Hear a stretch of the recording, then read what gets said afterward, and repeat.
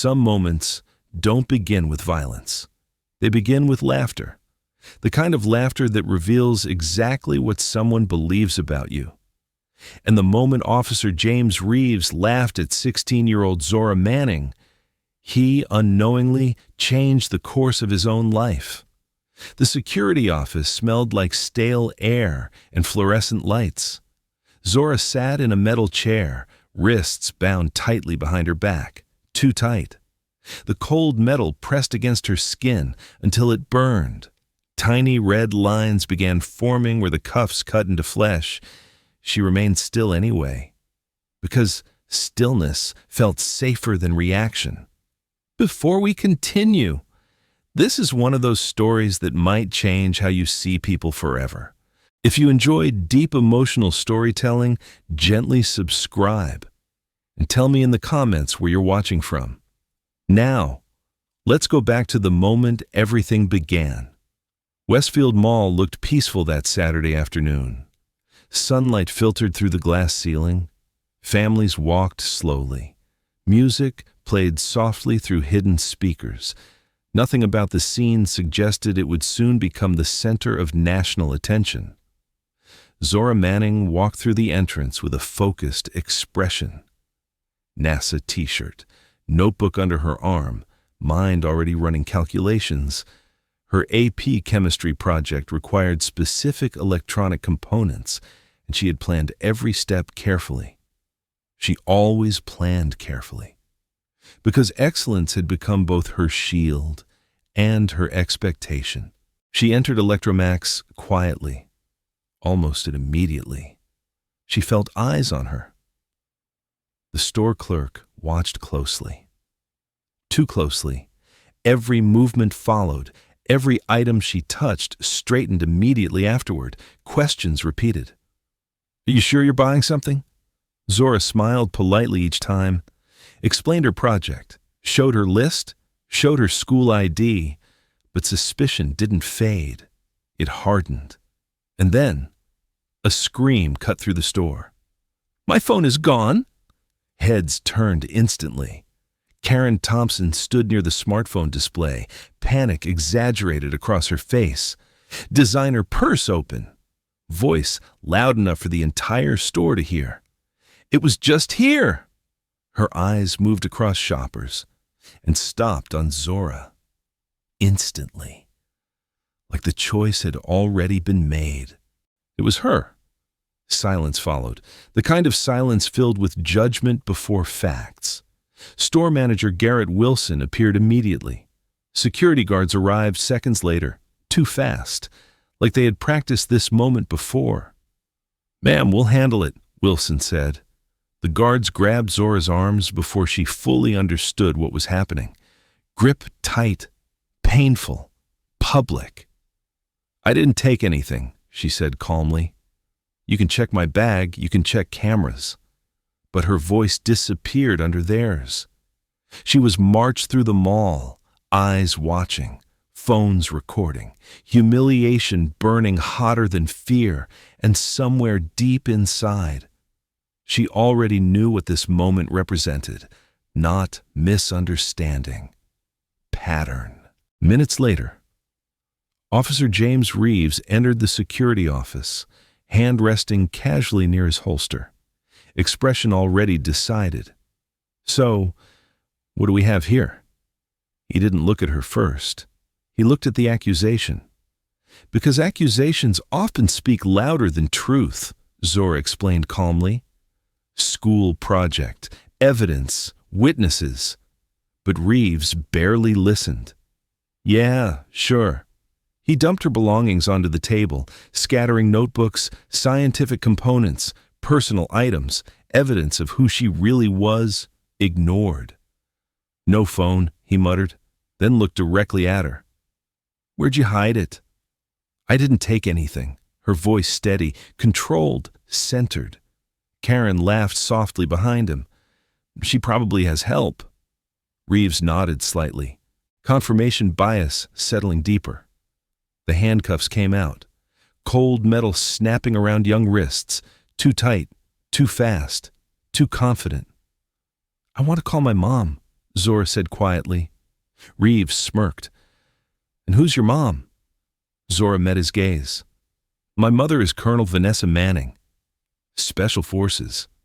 The room exploded with laughter. Reeves leaned closer. Nice story. And in that moment, he unknowingly triggered something far bigger than himself. The laughter didn't stop immediately. It lingered. Soft at first, then louder as others joined. Not everyone laughed, but enough did that the sound filled the room like pressure. Zora sat still, hands cuffed behind her back, metal biting deeper into skin. Her shoulders remained straight.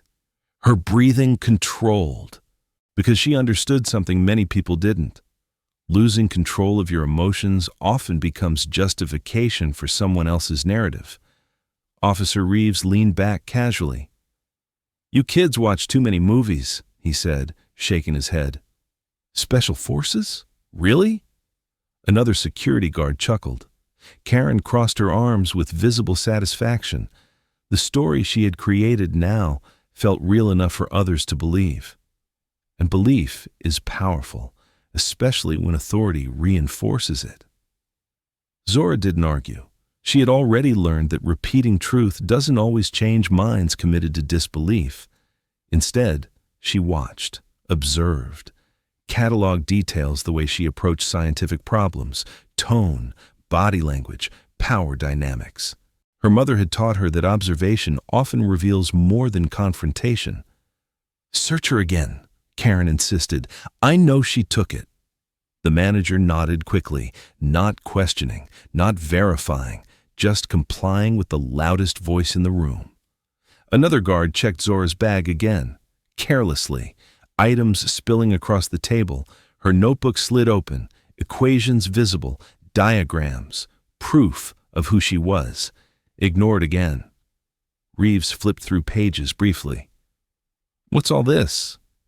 My chemistry project, Zora replied calmly. He shrugged, closed it, dropped it back down, disinterest heavy in the movement. Minutes stretched, the room grew warmer. Or maybe it just felt that way. Because humiliation has its own temperature. Zora's wrists burned. She shifted slightly. Can you loosen these? She asked quietly. Reeves didn't look up. They're fine. They're hurting. That's the point, Karen muttered. Zora said nothing, because arguing with cruelty often feeds it. Outside the office, mall sounds continued normally. Laughter from shoppers, music, footsteps, life moving forward as if nothing significant was happening.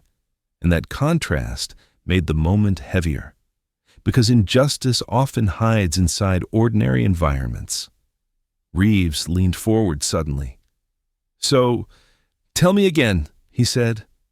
This imaginary Special Forces mom, what's her rank? Colonel, Zora replied.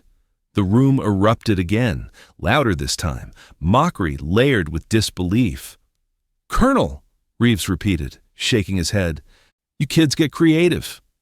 The more they laughed, the quieter Zora became. Not shrinking, not defeated, just conserving energy. Her calm unsettled them more than anger would have, because calm refuses to validate expectations. Karen paced slowly. You know what they do, she said loudly. They act innocent until you catch them. Reeves nodded absent-mindedly, confirmation bias tightening its grip. Time passed without progress, no phone discovered, no evidence found, and yet the narrative remained unchanged, because sometimes people cling to stories even when facts fail to support them. Zora felt exhaustion begin creeping in, not physical, emotional, the weight of knowing exactly what was happening, and understanding she had little control over it in this moment. She thought about her mother, not as authority, not as rescue, but as example. Her mother had taught her that strength often looks like patience, and patience often feels like loneliness. Still think you're Special Forces royalty? Reeves asked again. His tone carried amusement. Zora met his eyes calmly. I think truth doesn't need permission to exist. The room grew quiet briefly, not because they agreed, but because confidence without aggression feels unfamiliar. Karen scoffed loudly. Listen to her. Reeves smirked again. You're going to learn real life isn't a movie. Zora remained silent, because she already knew something he didn't. Truth eventually arrives, even when people delay it. Outside, sirens passed faintly in the distance, unrelated, unimportant. But the sound added tension to the moment, as if the world itself sensed something building. Reeves checked his watch. Let's call your mom then, he said mockingly. Should be entertaining. He dialed the number Zora provided, put the phone on speaker. The room leaned closer unconsciously, waiting, expecting embarrassment, expecting confirmation of their assumptions. The phone rang. Once, twice, 3 times. Then, a voice answered. Calm, controlled, and carrying authority that changed the air instantly. The phone call changed everything, but not immediately, not in a dramatic explosion. Instead, the shift arrived quietly, like pressure building before a storm. Colonel Vanessa Manning speaking. The voice carried calm authority, controlled, measured, the kind of tone that doesn't need volume to command attention. For a moment, no one in the room spoke, because confidence without effort feels different, and everyone sensed it instantly. Officer Reeves cleared his throat. Yeah, hi, he said casually. We've got a young lady here claiming you're her mother. Zora watched silently. She didn't smile, didn't react, because she had learned long ago that truth doesn't need performance. Yes, the voice replied simply. What has happened? Direct, focused, no hesitation. Karen rolled her eyes dramatically. Reeves leaned against the desk. Well, ma'am, your daughter is being detained for suspected theft. A pause, long enough to feel heavy. What evidence do you have? The voice asked. Reeves hesitated slightly. The question came too quickly, too precisely. Witness statement, he said, and probable cause. Another pause, this one sharper. Has the item been recovered? No. Has surveillance footage been reviewed? Not yet. Has she been searched? Yes. And nothing was found. Silence filled the room again, because structured questioning reveals gaps faster than accusations ever could. Reeves shifted uncomfortably. We're handling it, he said. The calm voice didn't change. I am currently 20 minutes away, she said. Do not continue questioning without legal representation present. The room felt different now, not because of fear, but because authority had entered the conversation without physically arriving. Karen scoffed loudly. Oh, please, she muttered. She probably works at a grocery store. Reeves smirked slightly. All right, ma'am, he said into the phone. We'll see you soon. He ended the call. The laughter returned, but softer this time, less certain, because confidence weakens when challenged by calm precision. Zora remained still, wrists aching, but her breathing slowed slightly. Not relief, just awareness that the moment was changing direction. Minutes passed, longer than before. The room felt smaller, conversations quieter. Even Reeves checked his watch more often, because time becomes heavier when expectations begin cracking.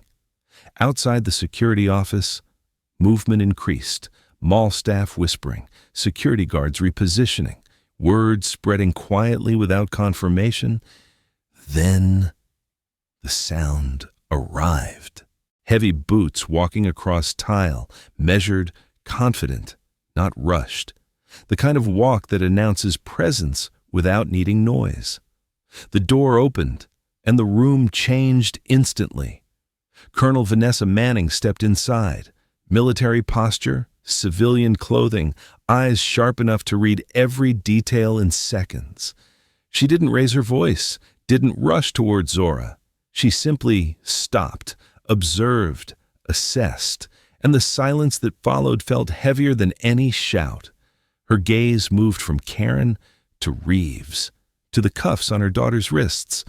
Something shifted behind her eyes, not anger, not panic, precision. "I am Colonel Vanessa Manning," she said calmly. Her tone removed any remaining laughter from the room. Even Karen stopped speaking, because authority recognized itself instantly. Reeves straightened slightly. "Ma'am, why is my daughter restrained?" she asked. No accusation, just a question sharpened like a blade. "Suspected theft," he replied. "What evidence?" The same question, same calm delivery. And suddenly, Reeves felt unprepared. Karen stepped forward quickly. "She stole my phone." Vanessa turned toward her slowly. "Where's the phone now?" Karen hesitated. "Well, they haven't found it yet." Vanessa nodded once, then looked back at Reeves. "So, you restrained a minor without recovered evidence, without reviewing surveillance, and without legal counsel present." The words landed carefully, not loud, but undeniable. The power dynamic shifted visibly. Reeves crossed his arms defensively. "We're following procedure." Vanessa's expression didn't change. "Then show me the procedure." Silence, heavy, uncomfortable. Zora watched quietly, not rescued, not protected, but witnessed. And sometimes being witnessed changes everything. The room felt smaller after Colonel Vanessa Manning entered. Not physically, but emotionally. Because certainty had begun shrinking, and uncertainty makes people uncomfortable. Vanessa didn't move immediately.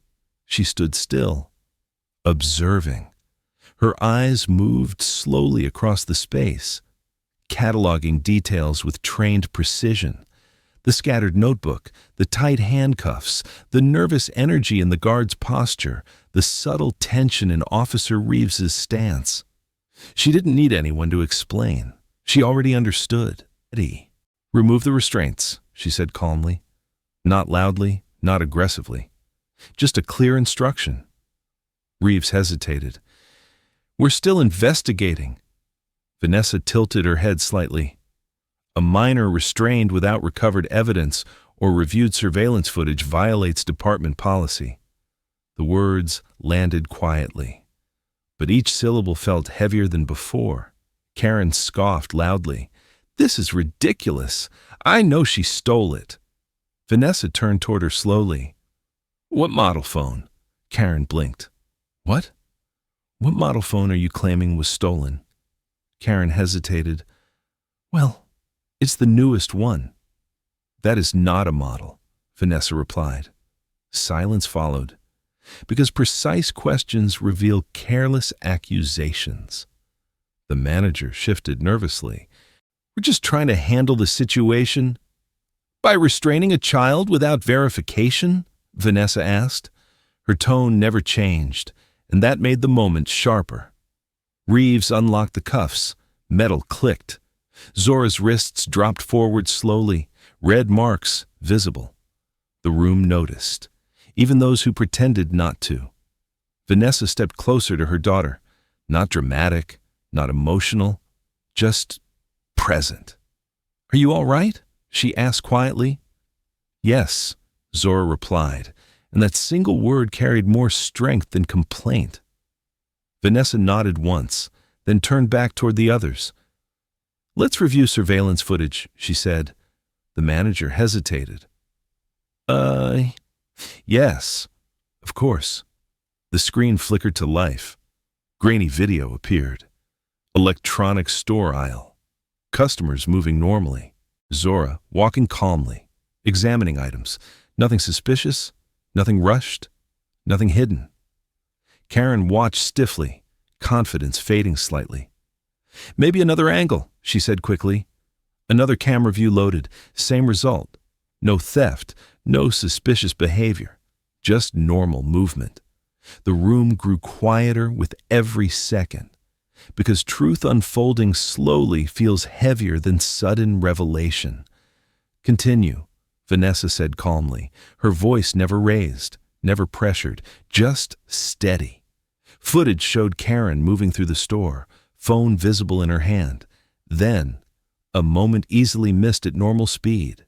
She placed it into her own bag absent-mindedly while rearranging items. The manager paused the video, zoomed in.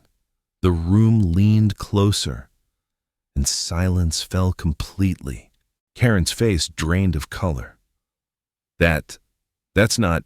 The video resumed, clearly showing her placing the phone inside. No ambiguity, no misunderstanding, just fact. Reeves shifted uncomfortably. The narrative he had followed began collapsing in real time, and collapse feels disorienting, because people rarely prepare for being wrong publicly. Karen laughed nervously. "Well, I must have forgotten." No one responded, because excuses sound smaller when truth is visible. Vanessa remained calm, no triumph, no anger, just observation. "This situation should have ended before restraint was applied," she said quietly. The words weren't loud, but they carried authority deeper than accusation. The manager nodded quickly. "Yes, of course." Reeves avoided eye contact. The guard stepped back slightly. Physical space mirroring emotional distance. Zora watched silently, not vindicated, not relieved, just aware, because being proven innocent does not erase the experience. Vanessa turned toward Reeves. "What training guides your probable cause decisions?" she asked. The question felt professional, clinical, and that made it harder to ignore. Reeves opened his mouth, closed it again, because answers felt fragile now. The power dynamic had shifted completely, and everyone felt it. The silence after the footage ended felt heavier than any argument. No one spoke immediately, because truth removes the space where denial hides. The screen froze on the final frame, Karen placing the phone into her own bag, a simple motion, accidental, but undeniable. The manager cleared his throat nervously. "Well, this appears to be a misunderstanding," he said weakly. The word misunderstanding floated in the air like an attempt to soften reality. But some moments cannot be softened. They can only be acknowledged. Vanessa didn't respond right away. She watched the room carefully, every reaction, every subtle shift. Because leadership often requires understanding not only what happened, but how people respond when truth arrives. Zora sat quietly beside her, wrists free now. But the faint red marks remained, visible reminders of decisions made too quickly, too confidently. Officer Reeves avoided looking directly at either of them. He stood near the wall, posture rigid, as if trying to hold on to authority that had already begun slipping away. His earlier confidence felt distant now, replaced by discomfort, and something deeper, recognition. Outside the office, whispers had already begun. Mall employees gathered quietly near the hallway. Security guards spoke in low voices. Phones appeared. Videos recorded earlier began spreading, because modern moments rarely stay private for long. The manager's phone vibrated repeatedly, notifications arriving faster than he could process. He glanced down, eyes widening slightly. "What is it?" Vanessa asked calmly. "Someone uploaded a video," he said, "from the store." The room felt colder. He turned the screen toward them. The video showed Zora being restrained, publicly, forcefully, without context, without explanation, just the image. And images carry power stronger than explanation. Comments scrolled rapidly beneath it, questions, anger, outrage. People asking why a young girl was treated like a criminal, why no evidence was shown, why assumptions appeared to guide action. Karen stepped backwards slowly, realization settling in, because accusation had transformed into exposure, and exposure removes control. Reeves ran a hand across his face. The situation had moved beyond the room, beyond procedure, beyond explanation. Now, it belonged to public perception. A second video appeared, different angle. Someone recording as Zora explained calmly that her mother was special forces. The laughter captured clearly. Reeves' smirk visible. Karen's comments audible. The sound of disbelief echoing through speakers. The room fell completely silent. Because once actions exist on video, they stop belonging to those who made them. They belong to everyone. The manager exhaled heavily. "This is going to be bad," he whispered. Vanessa nodded slightly. "Yes," she said calmly, because accountability often feels uncomfortable before it feels necessary. Another phone rang, then another. Security supervisors calling, corporate management requesting explanations. The chain reaction had begun. Zora watched quietly, not vindictive, not satisfied, just observing. Because she understood something important. Being proven right does not erase the experience of being doubted. Reeves finally spoke. "I followed protocol," he said quietly. Vanessa turned toward him. "Protocol requires evidence," she replied. Her voice remained calm, but clarity sharpened every word. Karen tried to recover control. "This is ridiculous," she said loudly. "It was just a mistake." Vanessa looked at her carefully. Mistakes become patterns when assumptions guide decisions. Karen didn't respond, because the truth felt too precise to challenge. Outside the office, a small crowd gathered, phones raised, whispers growing louder, because stories move quickly when they reveal something larger than a single moment. The mall manager's phone rang again. He answered quickly. Yes, we are handling it." Pause. "Yes, corporate." His face tightened. "Understood." He ended the call slowly. "They're sending representatives," he said quietly. "And legal." Institutional pressure had arrived, and with it, the beginning of consequences. Vanessa stepped closer to Zora, placed a hand gently on her shoulder, not protective, not defensive, just grounding, a reminder that she was not alone. Reeves watched them silently. Something changed behind his eyes, not fear, not anger, understanding, because the moment he had laughed had now become a turning point he could not escape. The courtroom felt different that morning. Not louder, not more crowded, just heavier. Like the air itself carried memory. Because stories don't end when cameras stop recording. They continue inside institutions, inside decisions, inside consequences. Colonel Vanessa Manning sat quietly beside her daughter.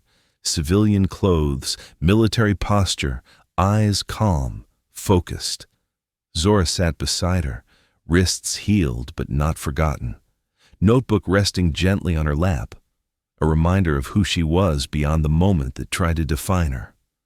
Across the room, Officer James Reeves stood waiting, uniform pressed, expression controlled. But beneath the surface, something had changed, because experience reshapes certainty. The hearing wasn't criminal. It was administrative, reviewing conduct, evaluating procedure. But everyone present understood something deeper was being examined, not just one officer, not just one incident, a pattern, a system, a moment that revealed something larger. The judge entered. Gavel struck softly. "Court is now in session." Everyone rose, everyone sat, and silence settled like expectation. Evidence played on the screen, the video from the store.